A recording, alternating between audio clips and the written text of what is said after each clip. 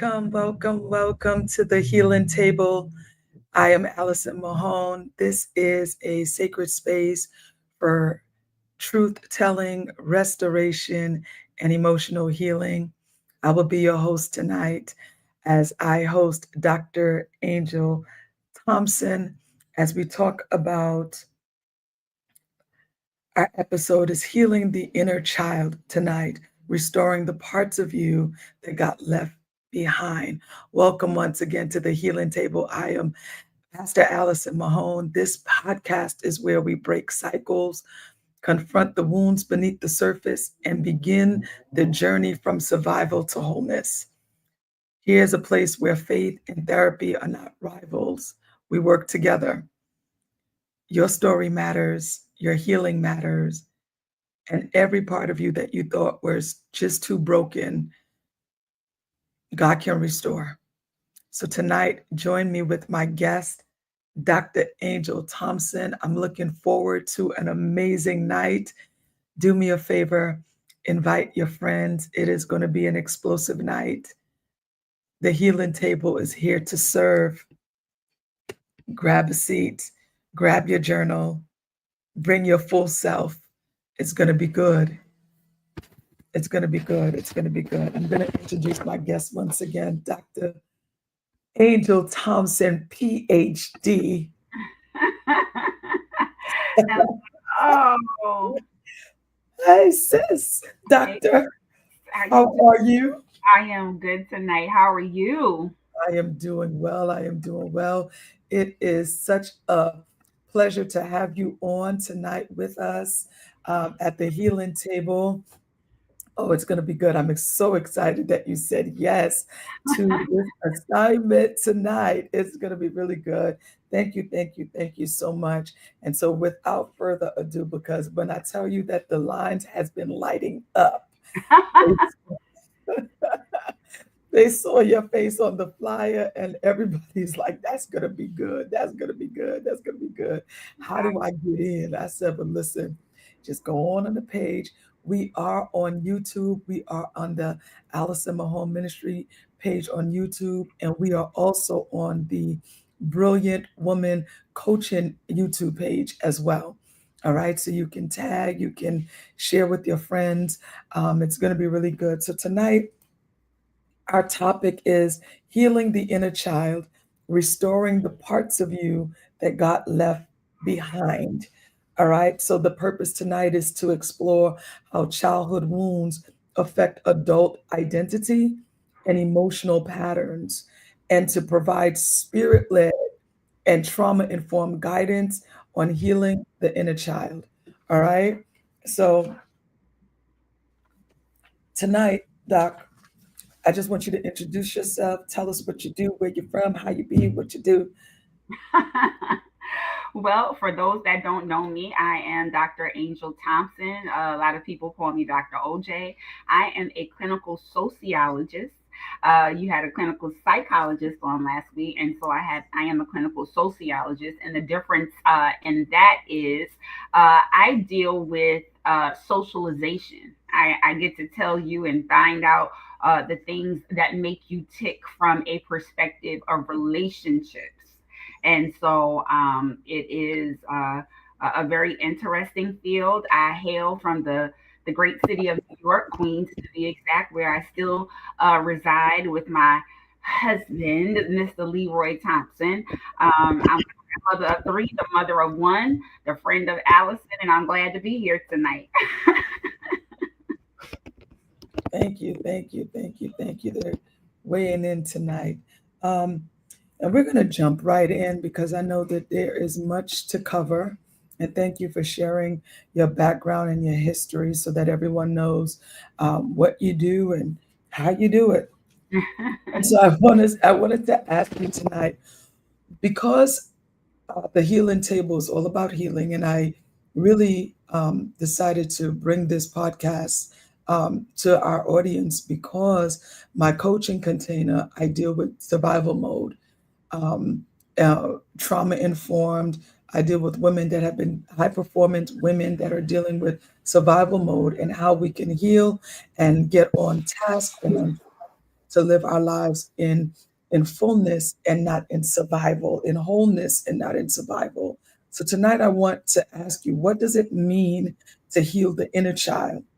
And why is it so critical to our emotional and spiritual growth? Because this is a place where faith meets therapy, all right, and sociology, all right.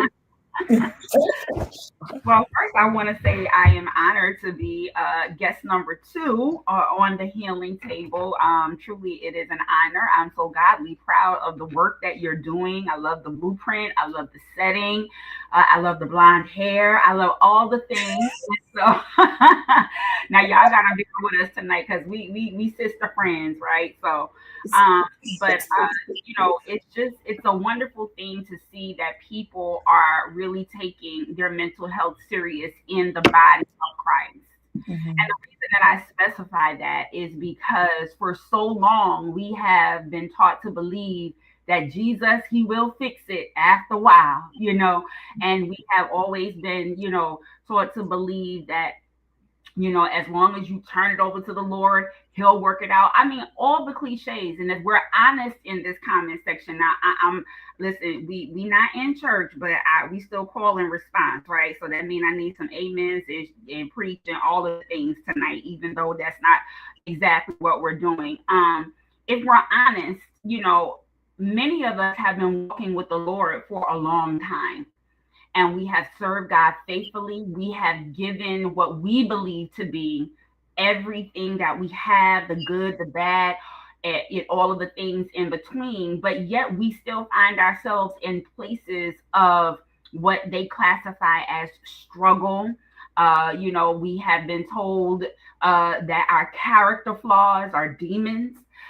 We have been led to believe that, everything can be cast out, that through fasting and praying, even the hardest of challenges, can dissipate and be taken away. And the reality is that's not true. That it's not true. I often tell people the way you get it is the way you preach it. So if you're a person that God took the taste of alcohol and cigarettes and drugs right away at the altar, and that was your situation, you're going to always hold fast to that premise that that is how it should work for everyone. But the thing that we have to understand is that process is something that we all go through. And I often tell people that when you hear people tell testimonies of that nature, it was because that was something that was probably building anyway. You understand what I mean? That is something that they were probably tiring of anyway. That was something that they had been, believing and working toward, ridding themselves of those things anyway. And so one of the things that the reason that I'm starting here is because I want to dismantle that thing that is in the minds of people that cause them to believe that they're failing at something, be in God, that is causing them to not progress and maybe not move as quickly as they think that they should. Because unfortunately, comparison is the thief of joy, right? And in knowing that we will look at someone and say, it's amazing how they just came in and it seems like their life is just taking, it's like a rocket ship and everything is working out for them. They got a husband, they got all of the things just falling in line and all of that. But the truth is that everyone is at a different place and stage. So to answer your question, I want to first deal with what the inner child is by definition. By definition, the inner child is really a concept. It's a psychological concept, meaning that it is not something that you can necessarily pinpoint, but it is a theory, a concept, something that has been proven well enough throughout research that says it's a childlike part of an individual, of an individual's personality, that it holds memory, it holds emotion, it holds imagination, it holds experience. And so when we say inner child, it is that little person that we used to be before we had to grow up and start paying bills and doing all the things that adults do. Now, the hard part about that is when we start talking about the healing of an inner child, we have to start first off by dealing with the fact that there are a lot of us who suffered neglect as children, and not just a physical neglect, not that you were hungry or destitute, but a lot of us starved as children for affection, not attention, but affection. And there is a very distinct difference in the two, because affection is the thing that causes us to thrive as children. Okay. And so if you're a person that growing up, you always felt like you had to do something or be something or accomplish something in order to have a measure of significance, that is something that is majorly going to stunt your emotional health and well-being. Now, the other part of this that is important is that the inner child also has to deal with the fact that there may have been some things that happened or that were going on with us that were undiagnosed. Okay. For instance, a lot of people that I am working with now, because this is the area that I've just pressed the gas on, are people, Black women who have been living life with undiagnosed ADHD. And that is something that is causing them to feel like a failure, when the reality is they are far from that. They're normally very high performing people. They're normally people who are what we would call polymaths, meaning that they handle very complex situations and come up with very complex strategies that fix a lot of things in life. But it's because they're dealing with either hyper focus, meaning that you do a great amount of work within a very short amount of time, or you find yourself in a position where you're distracted and overwhelmed. Now, the reason I'm using this as the primary example is because the group of women that I can assess that you are called to are called opsimats. Okay. And so if anybody's taking notes, an opsimath is OPSIMATH. And what an opsimath is someone that excels at things very late in life. They begin to learn much better later in life. They begin to excel. They begin to pick up different things much later in life. And the reason that this is important to the brilliant woman community is because when you are working with, someone like a coach Allison, she has the responsibility of making sure that your goal setting is realistic and then also helping you through strategy and process. But here's the thing: what happens if you are someone that does not learn the same way? You think, oh, I'm just a procrastinator. Oh, that's just my nature. Oh, that, no, no, no, no. That's not true. What it is there are things that happen in your brain, that may have been a result of you not dealing with, or people not noticing and being able to articulate things about you as a child, that are now affecting the way that you live, the way that you goal set, the way that you go after things. Some of you have all gas, no brakes kind of style when you approach things, but then you crash and burn very easily, and it takes you months to recover. There are some of you that you can get all excited in the planning stages of a thing.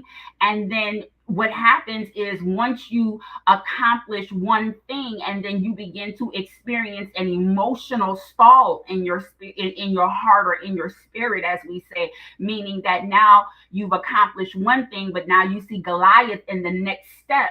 It will take you months to regather. Whereas people who have a normal way of thinking, or should I say a different way, we don't want to say normal, but we want to say different, who have a very typical, neurotypical way that they think and process, they can recover very quickly, where people who have an atypical neural process find themselves in a position where anything can throw them off slightly, and it takes them a long time to recover. Am I in the building? Okay. So as this pertains to healing your inner child, the first thing you have to do is you have to learn how to give that part of you grace. A lot of grace. Why?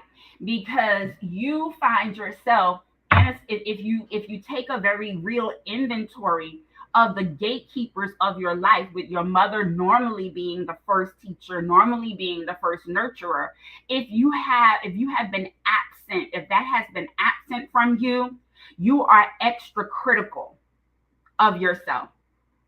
Mhm. So that's where you have to say, is this my inner child or is this my inner critic that is leading and guiding me? Because, see, the inner child, as the word of God says, innocence, right? Children have a measure of innocence. That inner child was forced to grow up too fast. So they were processing adult things when their brains were not even completely formed. They were processing adult situations. Unfortunately for our community as Black women, the statistics show that 8 out of every 10 Black women have had some type of sexual trauma that has happened in their childhood to them before the age of 12. And our other sisters and counterparts are not far behind with having a ratio of of 4 out of 10. So that goes to show that the women's community, not just the Black women's community, but the women's community, we have dealt with very adult issues way before we needed to. And so that child, probably at 8 years old, turned into an adult in a lot of ways mentally, and began to process with only a child's brain. Is everybody following me so far? Am I okay? So, why is it critical to our emotional and our spiritual growth? The reason that healing that inner child is critical is because the way that you make decisions and the way that you set goals in life stem from early childhood interaction. So if you received a lot of praise for being smart, for instance, and I'll just use myself as an example only because I know myself, right? As a child, I had a lot of positive reinforcement around the fact that I was very smart. Okay.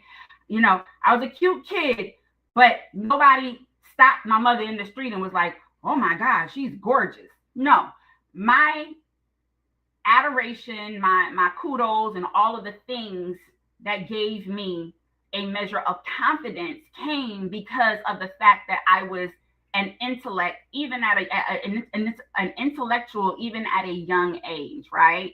So for me, growing up, when I began to hit roadblocks privately in my life where I didn't feel as smart as I was expected to, it caused me to begin to make decisions, and it put me in a place where shame was now something that I was dealing with behind the scenes. Because even though I know in your mind I'm smart, I still know that when I go to my advanced placement classes, there are kids in there that are running circles around me.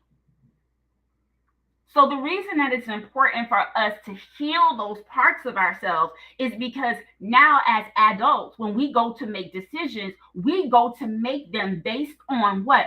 The things that brought us the most praise, the things that gave us the most confidence.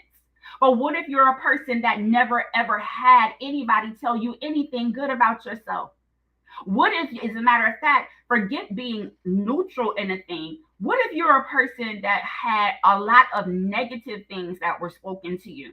That means that every decision you make in life is making a decision that's going to please someone, a decision that is going to have very low to minimal to no risk at all, because you don't want to have the risk of failing. You don't want to have the risk of, oh, well, I don't want to do this because now, then people will have an expectation. You lay low a lot.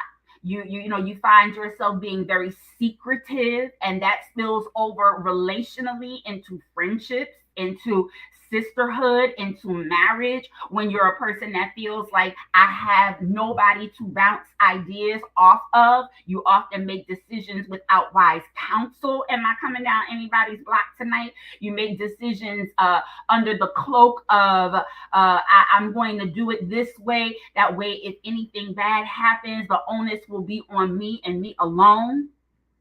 And so when you don't have a healed perception from the inner child, it begins to affect the most critical parts of your life.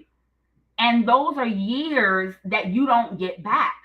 I need you to understand that when you get different decisions in your life, whether even down to who it is that you choose to date, marry, all of those things stem back to something that relationally happened in your foundation. And if there are cracks in your foundation, and all you have are TikTok and Instagram and your favorite preacher on TV to give you guidance, and you don't have anybody that has a vested interest in you and your well-being, you're going to find yourself wandering aimlessly through life without having accomplished much of anything. And even the accomplishments that you do wind up obtaining, they don't have the same effect that they would have for someone else, because you're in survival mode. You're in the mode of, well, I have to get it done. I have to figure out what I have to do with my life. I have to get out of this house when I'm 18. I have to get out of this house when I'm 16. I got thrown out of that. I never had a place of security. I never had a place of safety. I never had a place of reinforcement. But the thing is, in the Black community, certain things are so commonplace that when we look at things that are happening in other people's lives, we say, well, at least that's not me. At least, yeah, my mother cussing me out. And yeah, I'm watching all five of my brothers and sisters. And yeah, I'm doing XYZ, but at least I'm not this. And because we see so many hardships in so many cases in life, we don't even understand what healthy balance is when that time comes. And so, for a lot of us spiritually, the reason that it's important for us to heal that inner child is because you will begin now to cling to examples that you see in the church in a very unhealthy and unnatural way. Hence, the spiritual mother and father phenomenon that we see that is actually biblical. But the reality is, even though Paul was Timothy's spiritual father, he had what? Eunice and Lois, his mother and his grandmother. He had examples and he had people in his life that had healthy family unit. But when you're someone that's coming into the church broken, if you're not careful, the reason that we see so much spiritual abuse and the reason that we see so much unhealthy attachment to leadership is because people are now looking for them to be the parent that they never had. And because sometimes your pastor is the first person who has ever been nice to you, has ever shown you kindness, has ever sold into your life, has ever been interested in what makes you tick and how it is that they can help you to become better, it becomes an emotional attachment that later can become a disappointment when they have to now begin to spend and spread their time and attention with other newcomers that are coming. I'll stop right there. I'll stop right there. You can't stop in the middle of that. That was the good stuff. That was the good stuff. I mean, we're taking it in. So much that you're saying right now, and I know that it's relating to so many of us that's here as you're talking about the inner child and the decision making and the neglect that comes from parents or from guardians, and how that affects us in our adult life and in our decision making, in our goal settings, and how even especially in the faith-based community, when we're told pray it away, when we're told get a few scriptures and make your decrees and make your declarations without getting to the root of the issue, or even to identify that there's something else at play, especially people's background, culture, Mm. traditions, lifestyles, all of these things that makes up the mindset of a person, the belief system of a person, and then you bring them into church, and like you said, there's this unrealistic expectation that comes when those emotional needs are not met in the time of our development as children. And we're an adult looking for validation. While it's good as an adult to have people that support you and nurture you and care about you, when it's from the deprivation from your childhood, Mm. it's an imbalance, and so it hinders our relationships. It causes our relationships to feel even more challenging as it should be, Yeah. because we don't have the right skills, tools to adult and to have those relationships with others, and even conversations and communication that becomes difficult to have because you're so afraid that if I say this and they get upset, if I say this and it's not agreeing with what they say, you're afraid of the consequences that will come. So instead, you shut down and you become silent. You don't say what you really need to say. So then you even victimize yourself sometimes over again in those scenarios as well, when you're too afraid to even tell your truth Right. without feeling like you need to be agreeable all the time, right? I see that show up a lot in when that part of the childhood, when you were never left to allowed to articulate how you were feeling. You were always shut down, saying, "Shut up! You talk too much. Don't say anything. What happens in this house, stay in this house." And so you kind of hit on the secrecy, even how it spills over into relationships and all of those different things. So thank you for sharing that. But you hit on the part that I was going to get to, just talking about the childhood wounds and the unmet emotions that affect us, and how it shows up in church, how it shows up in our faith-based communities, Mhm. right? And that was a whole mouthful, because as a pastor, I see that, right? You see the attachments, and you're like, man, how do you? So my question would be to you now is, even for, as you touched on that, how do leaders um, rightly deal with that when you know that it's an unhealthy attachment, you know that it's coming from a place where you don't have, number one, you don't have the tools, right?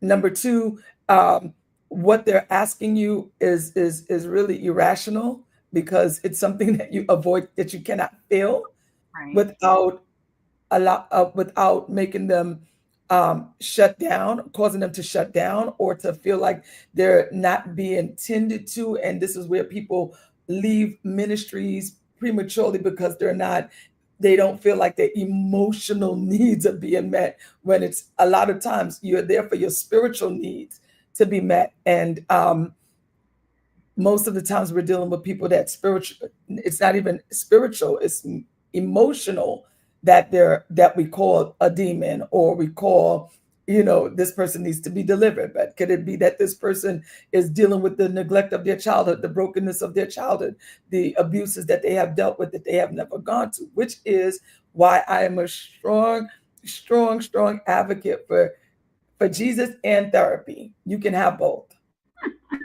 You're absolutely right. And, a lot of times, the way that it shows up in ministry is they're the mean usher, because they finally have authority over a little bit of territory, even if it's 5 rows of chairs. And they get to exercise and flex those authoritative muscles when they have not been allowed to have something like that before. And I know that it sounds a little funny and it sounds crazy, but the It's reason true. that you see so many things, especially even those that are in leadership, those Mhm. territorial things, is because boundaries represent something uh to unhealed people. Boundaries are problematic, and that's why I always tell people, if you ever really want to root out something, or if you ever really want to put a stop to something that you see going on, the moment you begin to put boundaries and protocols and processes in place, things will begin to show up in people. You know what I mean? We take one row of chairs from you and you ready to quit Jesus. And that's because one, the anchor is not in Christ, Mm-hmm. which is one issue. But here is where we have to show grace. We have to give people a chance to understand that, first of all, their relationship with Christ is something that cannot be taken away from them. And I think a lot of times because people equate and their significance comes from what they do, when that is threatened, it makes them believe that their relationship with God is something that is threatened. I don't know if I'm saying this clearly. So that means, if my significance comes from the way that I serve, right? Some people, their significance comes from their service. Other people, their significance comes from their suffering. Mm-hmm. So they feel like, you know what, if I'm going through and, and if I'm, I'm afflicting my flesh and I'm constantly in a place, then that is the thing that gives me significance, right? Yeah. So you're finding that people are becoming territorial. I have unrealistic needs. The way that correlates back to an unhealed child is because either A, they didn't have boundaries because they didn't have anyone to teach them boundaries. They never learned social graces. They Mm-hmm. never learned, proximity. They never learned privacy. It shows up a lot of times in the way that people spill their guts over the pulpit. It shows up a lot of times in the way that people click up and who it is that they choose to attach themselves to in ministry. And so the reason that it is so important that we, define and we deal with, and here's the other part, just because you've defined something doesn't mean you're dealing with it. And I want to Mm-hmm. be very clear because we're in a generation now where that good old TikTok and Instagram reels will have Yes. you that just because you learned the word narcissist and just because you learned the word and just because you learned just because you got some catchphrases and you have some framework, it will make you believe, oh, I got this, and now that I know what it is, I'm Right. good. No, just now know why you are dealing with what it is that you're dealing with. And you have a little bit of understanding with respect to what it is that your challenges are. But you still have to do the work. And I know that a lot of people say, well, you hear that all the time, do the work, do the work. What does that mean? Well, the work looks different for everybody. Yes. Work looks different for everybody. And I often tell people, don't think that talk therapy is for everybody because Right. talk therapy was not for me. If I'm honest, talk therapy was not the thing that got me through. There are different methods, different methodologies Mm-hmm. that people who are real licensed therapists, real licensed psychiatrists, real doctors, real people that have really gone on a journey and have a vast understanding and knowledge will begin to say, you know what, you're not a talker, but you are a writer. You're not a writer, but you are someone that through the expression of creativity, Mm-hmm. that is the more therapeutic route for you to get to the end of a thing. So I want to say that identifying something is not dealing with it. But back Mm-hmm. to what I was saying, when you begin to see those things as a leader, you have to safeguard yourself. And I know a lot of people are like, well, you have to be touchable and you have to be reachable and you have to be contactable and people have to, you have to smell like sheep. The reality is this: you can still lead someone while having healthy boundaries. And if they cannot respect it, then that means that A, that's something that's way above your pay grade, that God is going to have to allow them to come into the knowledge of the truth of, and B, they're going to have to deal with the fact that they need to talk or see or deal with someone on a level that is outside of the church. Mm-hmm. And here's the thing: I'm so glad that, you know, these spaces are created because the stigma of therapy is not what it used to be. But I think that access is something that is challenging, especially for a lot of Black women. And the reason I say that is because you want to in most cases, it is very helpful to be able to make contact and to share your heart with people who understand you from a cultural perspective. Mhm. Me going to sit in a room with a white man and talk about why certain things are happening in my life and why generationally this is an issue, though he may understand from a book perspective, lived experience changes the therapy experience. And so Mhm. have the ability to reach someone that will understand your experience, that becomes greater and more helpful. One more thing I want to say to that is, as a leader, you need to decompress and you need therapy yourself, because people will come in and give you their stuff and then go on about their way. It's just kind of like even with the fasting and the praying. You the only one fasting and praying, everybody else is shouting and rejoicing. And as a leader, trying to keep all of these unhealed children is like running a daycare center. And we're not relegating the people of God, because I'm not saying that in a way that, and I hope nobody is offended by it. But anytime you're still, settling arguments that by logic you should be able to have two adults have a conversation and reason. When people do not have the level of maturity necessary to have certain conversations, and they don't have the language to express themselves, is where you will begin to see the frustration. And I think that, we can do all we can as leaders to give people language, but it is still up to them to do the work. And when we say do the work, are you doing what the word says, which is studying to show that self approved, or are you just reading? Because it Right. doesn't say read to show that self approved. It says study. And see, when we can always kind of tell when someone is really taking in the time not to just come to church and go through all the motions of crying, and you lay hands on them and they fall down and then they get back up, and they repeat the same cycle, you rinse and repeat. But you can see when someone is saying, no, I'm actively going through the word and I'm actively doing things that are practical in my life to be able to deal with this. So that's that. Now Mhm.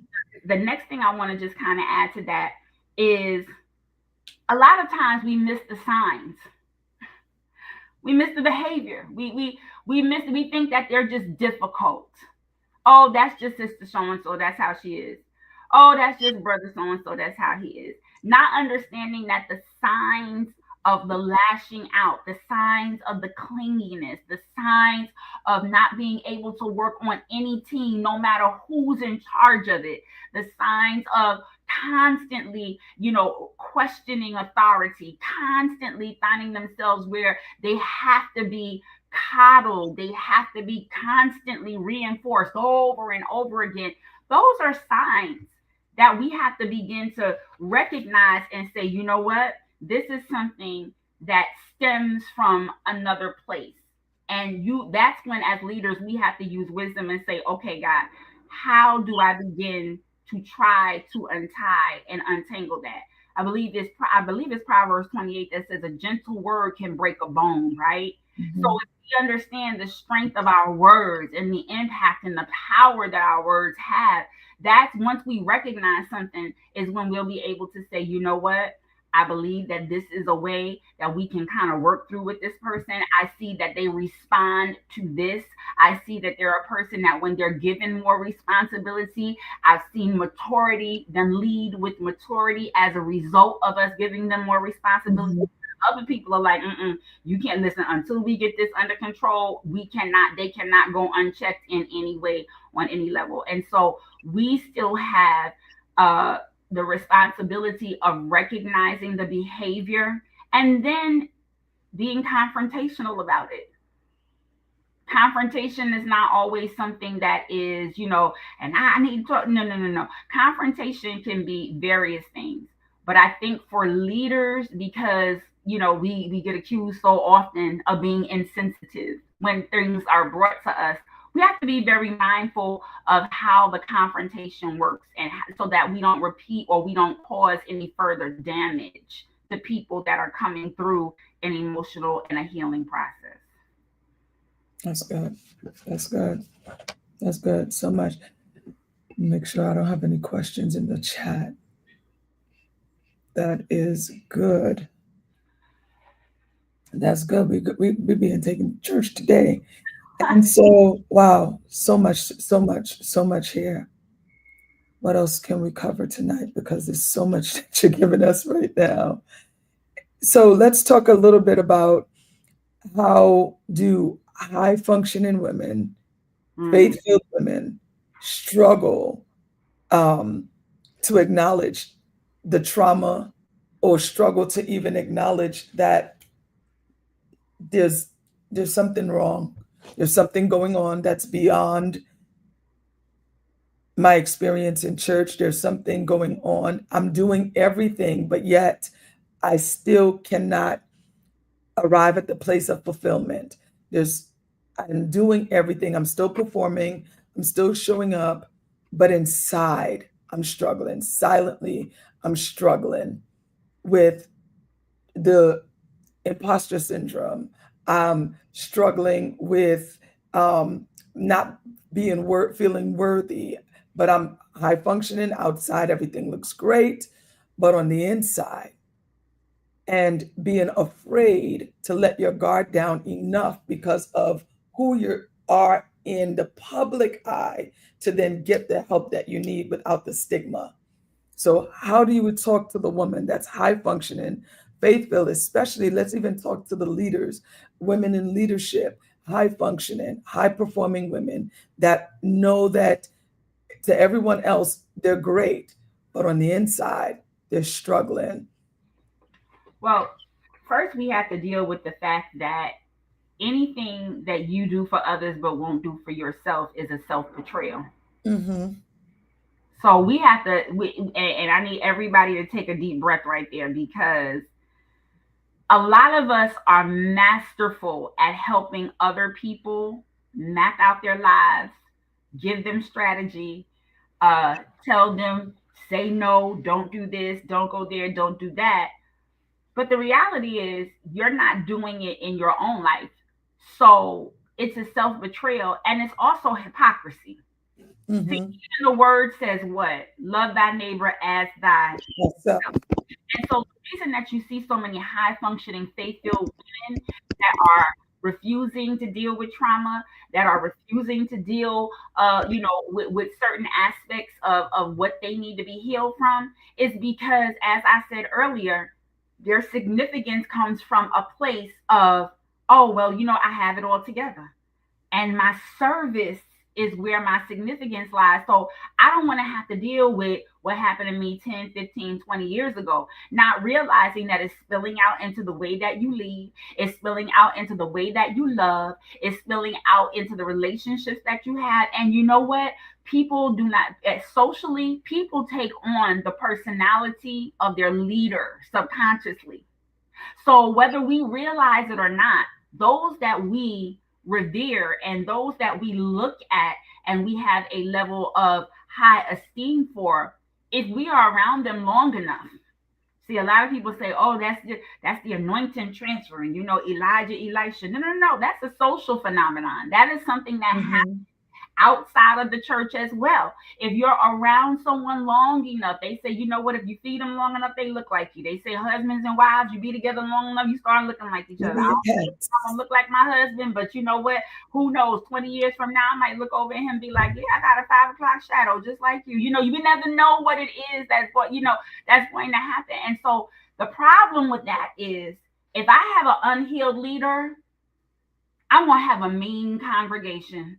And since we being real tonight, we see it time and time again where we have a powerful, mighty woman in God, and you're looking like, I don't understand why the people underneath her are so tore out the frame. And it's because secretly she tore out the frame in most cases.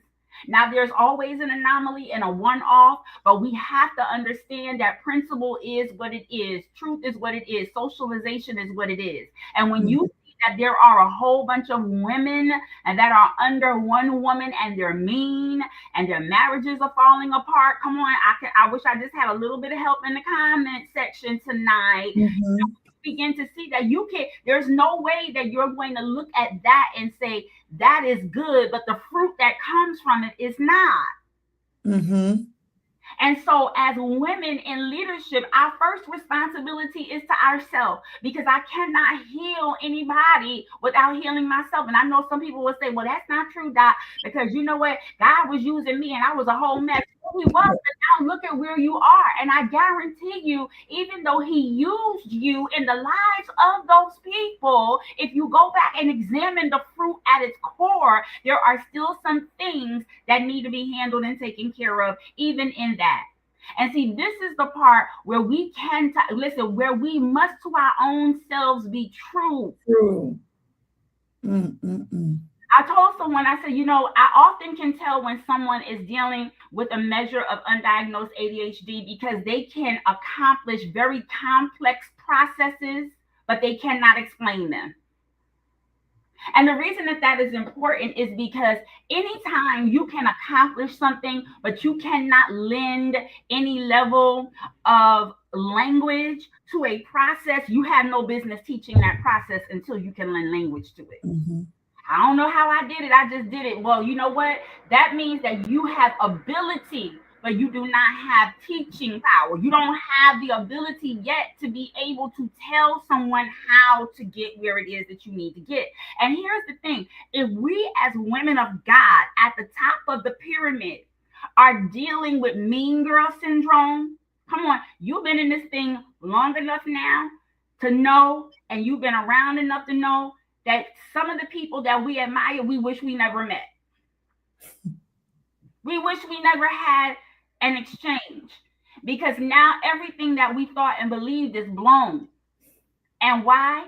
Why don't you want to deal as a leader? Why wouldn't you want to deal with it? It's because it's work. It's because it's pride. It's Right. because it's arrogance. And what people have to understand is that when we see leaders fall in the body, they're not falling from grace. They're bowing to pride. Right. I'm going to say that again, because when we see different things happen, we say, oh, they fell from grace. You can't fall from grace. Grace is everywhere, it's abundant, it surrounds us. Grace is God. So you don't fall from grace. What happens is you bow to pride, and you bow to that thing in you that says, I would rather suppress, rather keep it in. I would rather find myself in a position where this is my little compartmentalized mess box. Nobody knows but me. And then and then when all is said and done and I get the rest of the world together, I'll deal with me. Meanwhile, you're dying inside. You're a breath of fresh air to some people, but to yourself, you're suffocating. You don't have capacity. And see, if you don't have capacity for you, I don't care how many people tell you you're powerful. Right. That is the Spirit of God that is using your life, and through the grace of God is allowing what it We is know too that you well. are and who you are and where you're standing and your proximity to be something that blesses other people. Now, the reason that a lot of other that now another reason is, who wants everybody to see their stuff? I don't know about you, but one thing about me, I don't like being embarrassed. Now, that's the one thing, you can do a whole lot of stuff. Don't embarrass me. You ever embarrass me, that is like one of the hardest things for me as a person. I'm growing in grace to let go. But once I understood that even embarrassment is the fruit of pride, because why wouldn't you want something that needs to be uncovered and you uncovered? Now, granted, you have to do things in a very safe space, which is Mhm. why I honor the sacred spaces that you have created over the last decade. I've watched you create Deborah's Daughters. I've watched you create Esther. I've watched you create the Esther Experience, which is the retreat. I've watched you create very sacred and safe spaces for women to become, for women to acknowledge, for women to deal with, for women to finally get that proper diagnosis. But in a social media age where people have no self control, combined with the fact that they do not honor privacy, is where you see a lot of what it is that is happening in the body of Christ happen right now. And that's why it constantly looks like a collision course. For instance, and you know, we just going to deal with events as we. Mm-hmm. I am watching something unfold on social media in the body of Christ that to me could have totally been avoided had healing come on a very foundational level. Yeah. And because that did not come, now here's the part. Healing doesn't always mean you're going to get an apology. Healing doesn't always mean that you're going to click back up with that person. Healing does not always mean that reconciliation on a certain level is going to happen. But healing does mean that I acknowledge that this is something that has happened to me. And even though it was uncomfortable, it's not trauma. Mm. Can we deal with that? Because everything uncomfortable that happens to us is not trauma. Thank I you. know nurses, you're a nurse, an end of life care nurse. I see nurses in the audience. They have worked in trauma units. Things that go on in trauma units don't look like things that go on at urgent care. Can we just be for real? And I think that you think because he gave you a prescription and told you you can stay home for a week, you want to equate it with somebody that is literally having life-threatening brain surgery. And that's not really how it goes. Not saying that your pain is something that you know that we need to have a matter of comparative or whatever, but we're in a generation right now that is weak in their resolve, and they are weak in their discipline. They're weak in the way that they choose to deal with things that go on in their life. And when you have no resolve and when you have no discipline, everything makes you look like you're the victim in a situation when that's not the case. Mm-hmm. So we are talking about healing that inner child. Yes, some horrible things have happened to us all. If we started having a horrible testimony contest, we would be here all night and everybody would think that they're going away with the prize. But the reality is this: just because something happened to you in the infancy of your life, in the younger stages of your life, does not mean that you have to carry that, and does not mean that you get to torture the rest of us. Wow. Because some people, they are torturing people because they don't want to deal. And the hard part is when you watch God begin to break someone because they refuse to be broken. See, I would rather fall on the rock. I would rather find myself in a position where God has given me grace and he has covered me in a thing until instead of it being something that is full blown and now I am on full display because I neglected my process. I neglected to say, you know what, this ain't even you. I'm not even mad at you. I'm not even upset with you. This is something that stems from I'm 8. This is 8-year-old me yelling. This is 8-year-old me that always got picked last because I was the fat girl. This is 8-year-old me that always got teased because my mother put a jerry curl in my hair fell out, and everybody else had long hair with bobos. This is me. And see, I know a lot of people are saying that sounds crazy, but do you realize that in the mind of a child, how things that we as adults think are insignificant and simple are exacerbated, and they lodge themselves in our minds, and so Yes. we go and we get older. When someone else gets picked for something, we automatically go into hate mode. We automatically go into destructive mode. We automatically go into comparative mode. We automatically go into the mode where we want to start causing everybody else to gang up on a person because we do not understand that that correlates back to something that we need to be working through. And so when we see it in high functioning people, yeah, they're high functioning and they look good on paper and they're powerful and they're anointed. but you're tormented. You're tormented because you don't want to have a conversation with someone that says, I don't know why I do what I do. I don't know why I'm like this. I don't like being like this.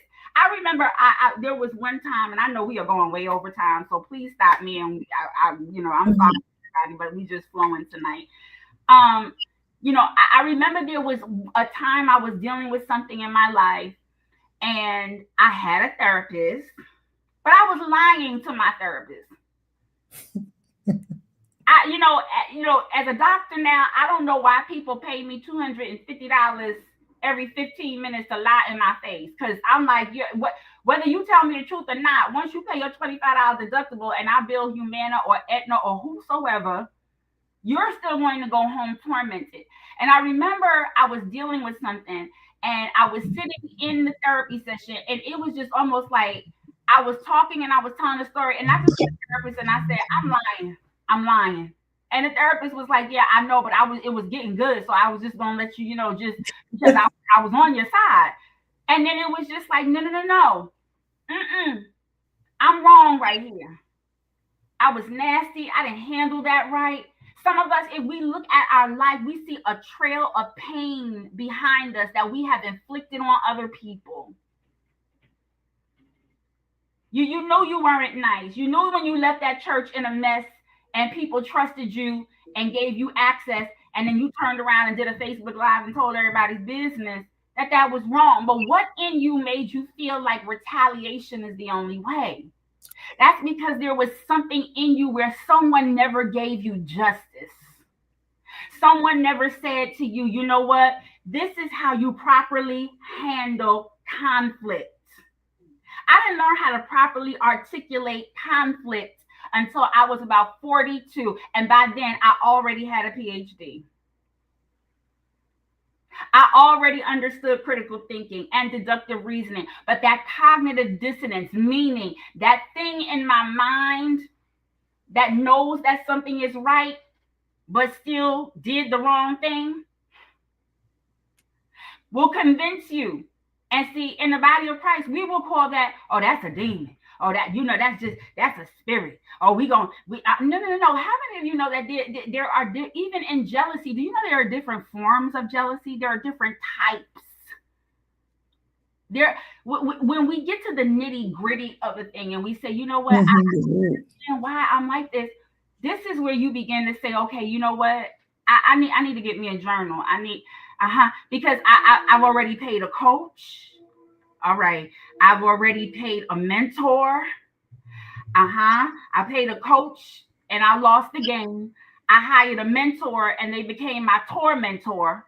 I done been to 4 churches, 5 deliverance sessions. I done went to this conference and that conference. And every time I go there, I feel high because in my brain and in the moment, I feel like I can conquer the world. But when I come back down and I have to deal in the real world, I don't have tools. I don't know how to apologize properly. I say stuff like, if I did something to offend you. No, you offended me. Negro, you did that to me. Say sorry. Why do you have a hard time admitting that this, you know what, that the onus is on me? To some people, my bad is all you're going to get out of them. They're never going to tell you why they did what they did. They're never going to give you an explanation. And when you have to deal with that time after time after time, it begins to make you callous.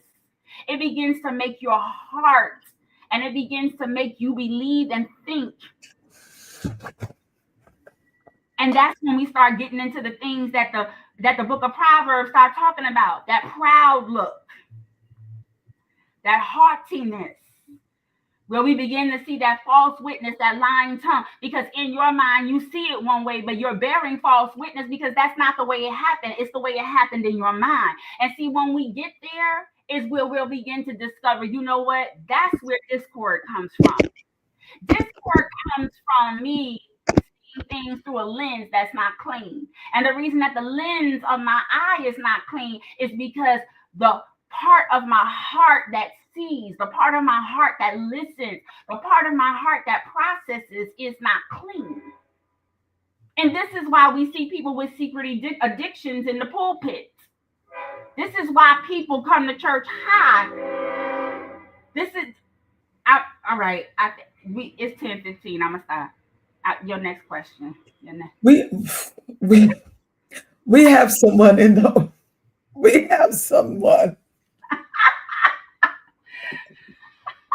Sis, we gotta start at 8. We gotta start at 8. We can't be doing this 9:15 stuff. Because honey, this is a part one, two, and three. That's my So sis. We could go all night, girl. Yes. we have someone in the comment section that said, "My God, Jesus, whew, are there particular signs we should look for that may not be evident to us at initial contact?" Now, I think she said she was talking about when you were sharing about ministry. She says, "I am asking because I teach a new members class. An antenna went up a couple of times. However, I am not a professional, so I felt like I would be judging someone." Gail, this is your question. So if you need to add something more for more clarity, you can. Thank you. So to answer this, because we are in a faith based space, Hmm. those of us who are prayerful, our discernment is usually reliable. But in times where we feel like, okay, I trust my discernment to a degree, but I want to know, are there some concrete signs? Absolutely.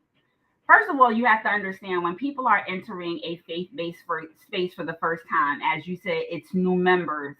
They're experiencing a very life-altering transition by being translated from the kingdom of darkness into the kingdom of light.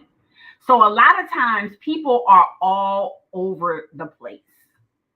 But one of the things that you can kind of tell initially that you're dealing with someone that may be having very serious inner child issues are the clinginess, the consistent, asking of questions, the consistent needing of attention, the consistent blaming of a thing. Okay. One of the things that I often notice, especially because I teach new members class at my church as well. One of the things that, we do initially is we want to try to identify your gifting so we can place you. We want to identify, where it is that you would be most useful and where you would serve. And so a lot of times you're able to identify very early, when you're dealing with something that may be problematic, based on how they're interacting. If they find, if there are some people who are just naturally introverted. So like for instance, my sister is an introvert, but she has an extroverted assignment, right? So if you know her, like I know her, you will know when she's had about enough. Okay. Whereas me, I am an extrovert. I used to say I'm an ambivert, but if we, by definition, I am an extrovert, right? So so that means I like people. I like talking to people. I like when people talk to me to a degree, and over time, it's kind of easy to kind of get to know Doc versus it being a little more difficult or a little more challenging getting to know Pastor Allison. The reason I say that is because you have to identify people's just their personality base before you can kind of identify, okay, this is something that's problematic. Because there are some people that are naturally just shy. And it doesn't mean that they're hiding something. It just means that they just don't like people in their business. And it's going to be a very long time before they get acclimated into certain things. Whereas there are some people that they overshare, and their oversharing comes from their unhealed child. They're oversharing and always wanting to over explain things. Hmm. You know what I mean? Oh, I'm late because the R train did this, and then I got off the R train, and it's like we're not even mad that you're late, but because they're so used to having a measure of reprimand, you have to begin to kind of watch when um something looks uncomfortable to them, what their response is, if they're withdrawn, if they're combative. There are some people, they just are not going to let you have the last word, no matter what it is that's going on. You could be like, okay, well, this is what it is. Yeah, but I think, and you're like, okay. And then you have to kind of, and as a new member, and I'll say this, as a new, as a person that leads new members, you don't want to ever mark a person in a congregation, but you have to use wisdom when you're dealing with people who in the congregation that are like chatty patties, and that they try to kind of sink their hooks and turn the heart of people when they're coming in the door, that protective mechanism. Because if they're dealing with someone that has an unhealed child, the minute they start telling the pastor's business and what happened and sharing offenses, and that one got pregnant and that used to be her man, but that's her man now, and stay from over there. And once you're dealing with that, and you begin to see, if they cling to a person like that, you have a problem.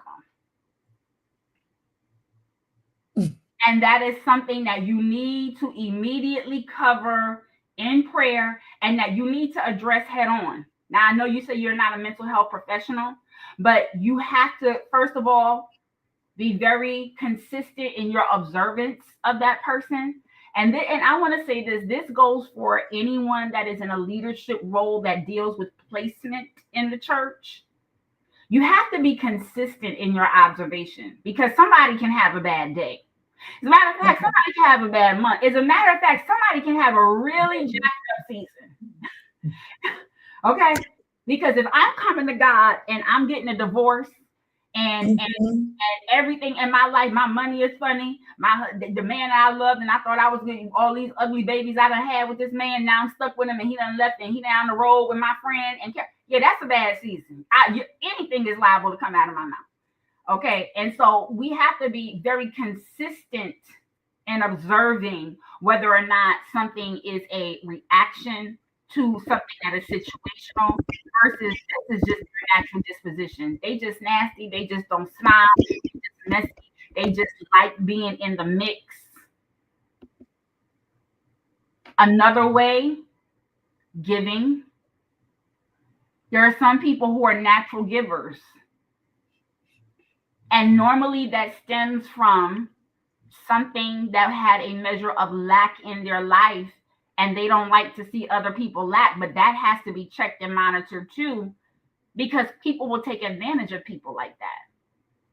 I often tell people, these preachers, they, everybody getting $1,000 line. If you notice that every time this person, an offering is called, and that person gives $100, you don't think that somebody predatory in the congregation is looking at that and is ready to, do you understand what I mean? We desperately need a miracle. Yes, we will pray. Absolutely. But we have to be, you have to understand, church is a social system just like everything else. Yes. Meaning that in every social system, whether we want to own this or not, there are predators. That's the food chain. That's the natural order of life, right?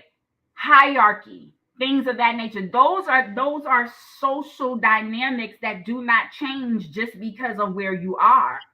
And so, this is why we have to do like what Jude says, some have crept in unaware, and if it were possible, they will fool the very elect of God, which is why it pays to have a Dr. Thompson in the congregation who is looking and saying, yeah, they look crazy in the eyes, they look like something is going on, versus somebody just trying to consistently lean on discernment. You understand what I mean? And we're in a time now, God help us today, where sometimes the predators are in the pulpit.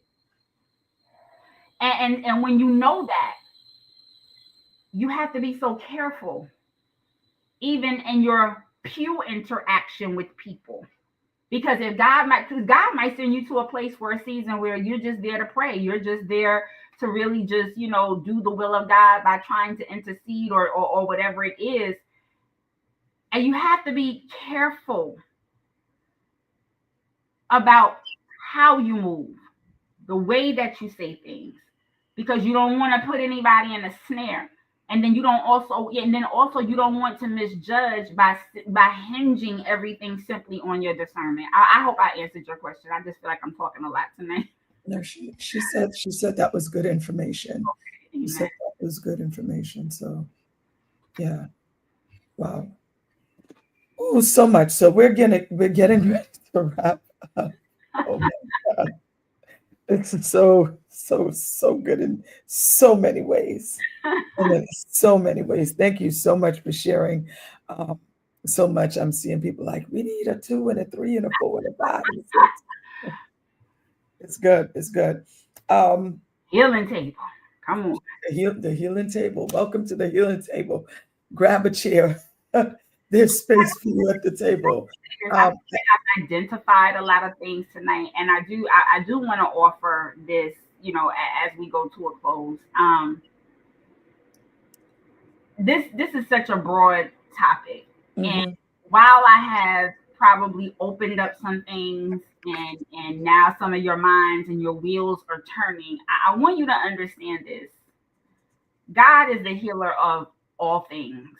He's the healer of broken hearts. He's the healer of relationships. He's the healer of perspectives. He is the God that healeth. And you know, while it is very easy for us to lay things at the altar, I urge you, I beseech you, I beg you, I implore you to invest in your mental health.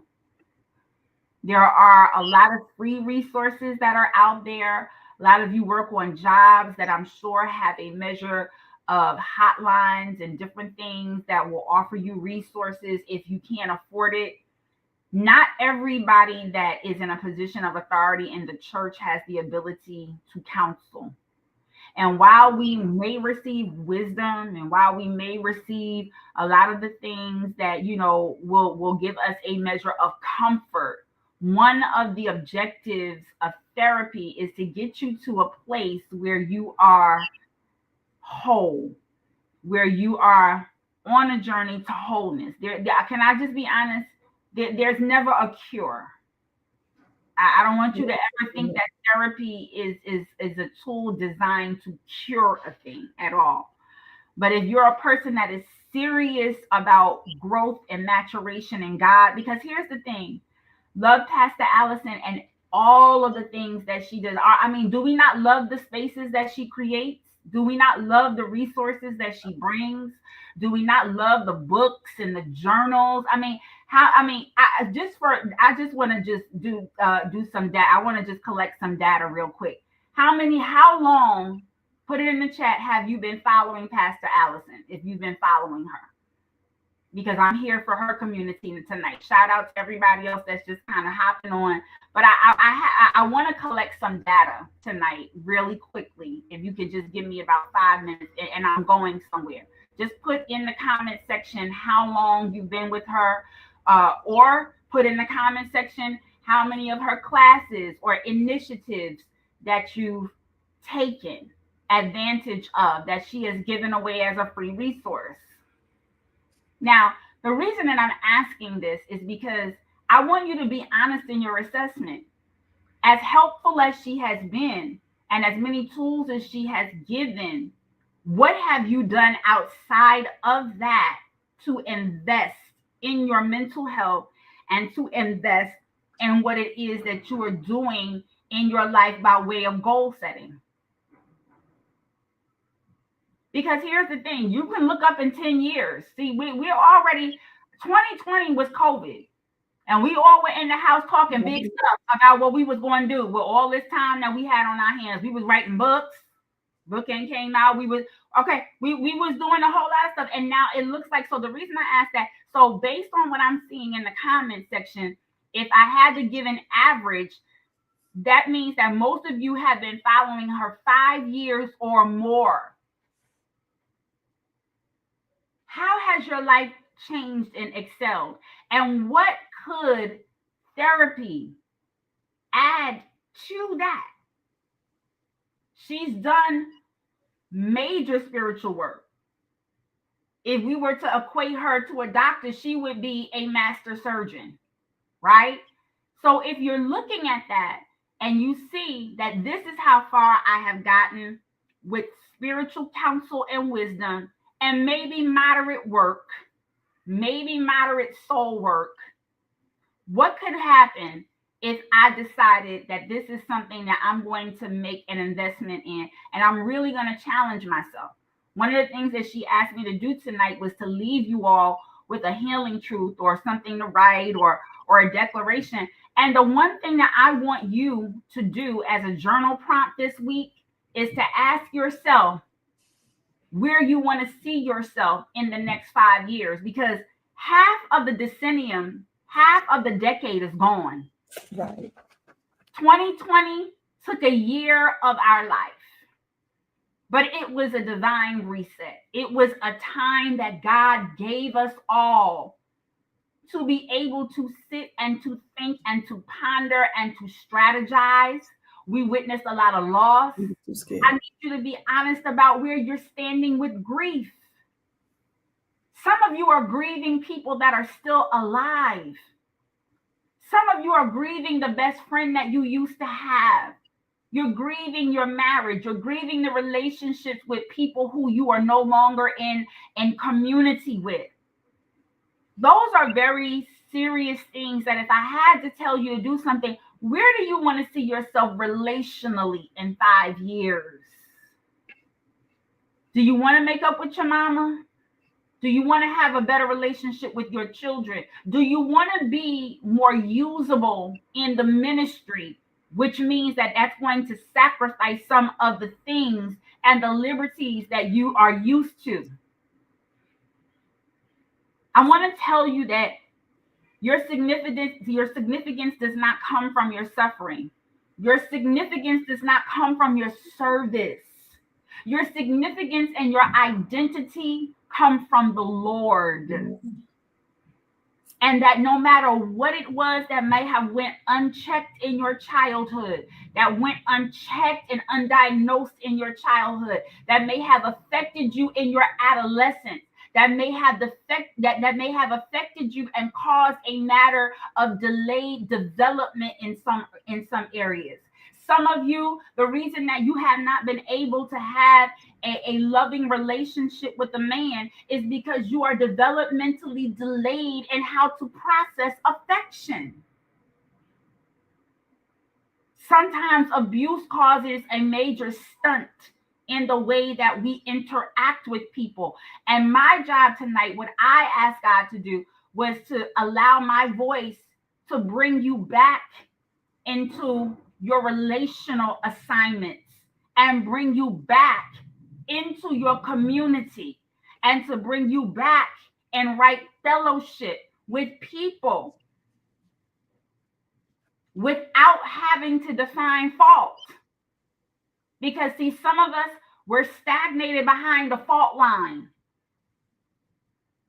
And I'm not crossing this line until they tell me sorry. You're going to remain unhealed until you make up in your mind, I'm ready to do this work. I'm ready to buckle down and make that investment. I want to say this. For those of you who have not taken the time to invest in a coaching session with her yet, I'm telling you this as a doctor that has a private practice. She's one of the few coaches that I would recommend. I normally have a problem with coaching spaces because you got people coaching that don't even know what the ball look like. That don't know that couldn't tell you how to put the ball in the hoop. You got people that's trying to teach you how to box that ain't never been in a fight. They ain't never had a water balloon fight, and they ain't here trying to tell you how to have a heavyweight championship fight. I'm telling you that if you are serious about life, she may have a level of limitation because she's not a doctor, but I'll say this. You see what she's created. She's created a space where she has people that are resources that are available to you. And I'll tell you this, those of us that are in her network, myself, Dr. Tay, just different ones that I know. Soon to be Dr. Earl O'Brien. Just the different resources that she has in her network is worth you booking a discovery call. Is worth you saying that even if she doesn't have all the answers, I know that the network that she has is valuable enough that if we Mhm. get an impasse, she can get me to somebody that can help me. She can Yeah. recruit somebody in that will be able to. I know I'm talking right. We're not gonna be quiet now, right? Because we not selling nothing. I'm just telling you what you have by way of resource that is available to you, and see if you think that what we've been on here a little about an hour and 30 minutes. We've been on here an hour and 30 minutes. Have you been enlightened? Were you enlightened last week with Dr. Bassett? There are ways that this conduit of the healing table, there are ways that this conduit of Coach Allison that can really help change the trajectory of your life. And if you have both parts moving and working at the same time, I'm telling you, it's worth the investment. It's worth the time. It's worth you saying, you know what, I'm going to try it out. And for those of you who have an aversion to therapy, there are many different forms of therapy. Therapy doesn't always mean you got to sit on the couch and spill your guts. Therapy, listen, there are many ways and there are many forms of therapy that are helping people. You have Mhm. people that specialize in the tapping method, Mhm. people that specialize, listen, in writing and creativity. On this live right now, as a prophet of God, I feel a very strong pull in the creative realm right now. A lot of you, that creativity is the thing that has been your saving grace. Your ability to write has been your saving grace because you are not one that articulates well verbally. I'm telling you right now, in order to get to where it is that you need to be in community. So, if nothing else that I leave you with tonight, I want you to understand the importance of the healing table community. I want you to understand the resource that you have available to you and Coach Allison. And I want you to understand that God is not going to abandon you in your process, no matter where it is that you're standing. And so I pray that something was said tonight that blessed you. I'm so honored again to be guest number 2 at the table tonight, honey. Listen, I believe this thing gonna be as big as the red table eventually. All right. So we gonna keep on sharing and liking and doing all the things to be able to get this where it needs to be. I'm humbled again. Thank you so much. God bless you all. Thank you for everybody that tuned in. Micah, I see you in the comments. Thank you so much. It's not Holcombeville anymore. Thompsonville. I see you in the comments. Thank you very much. And again, thank you for inviting me tonight. Oh man, thank you so much. Thank you so much for all that you have shared for us tonight. I know that the healing table has done its job tonight. There are many seats. There are many seats. Pull up a seat. And I pray that many of you will take um, Dr. Thompson on her counsel and write out where do you want to be in 5 years relationally.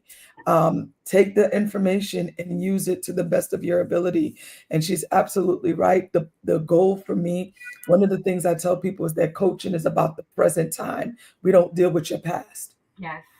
Any coach that is worth their weight in salt will tell you, I don't deal with your past. I deal with your present. I coach you in your present time. Right. So having this resource allows me to, as a coach, now have a way to help others get what I can't give them. So this is the reason why this part of the healing table, having all of you come on and share your expertise, is what is necessary so that we can actually really do the work and be healed and prosper in the things that we are supposed to prosper in. Beloved, I wish above all things that you will prosper and be in good health, even as your soul prospers. And that is what we desire for the healing table, that you don't just prosper in one area, but even as your soul prospers, so shall you prosper in other areas of your life. So, Doc, I thank you so much for your graciousness. Of course, you know, you have a permanent seat at the table. You have it as often as your schedule allows. I would love to have you come on and pop in and sit on the chair and talk to us, because this is truly, truly a time that I believe that we need more than the oil. You know, Amen. we need more than the bucket. We need more than that. We really need to do the complete work, the Yeah. complete work, so that we can be whole.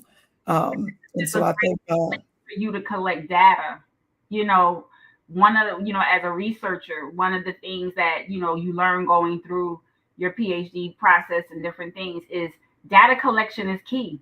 And this is a great space that, as the Lord leads and gives you topics, that you're able to gather data so that when people do come to you for coaching, you're able to align their future with where yeah, it is that they need to be by having the information necessary that from their past. So again, this is awesome. So awesome, awesome, awesome. Once again, thank you so much for the community for joining the healing table. We love you. We pray much for you, and we thank God that you showed up for you. You showed up for you. That's the first piece of work, that you showed up for you. So thank you so much, Dr. Thompson, PhD. I love you. And have a good night. God bless you. God bless you. And let us remember to keep Giovanna and her husband in prayer, who happens to be in ICU. Okay. All right. So we'll see pray you for next Monday. Love you, brilliant women, brilliant beauties. God bless. God bless. God bless. Thank you so much.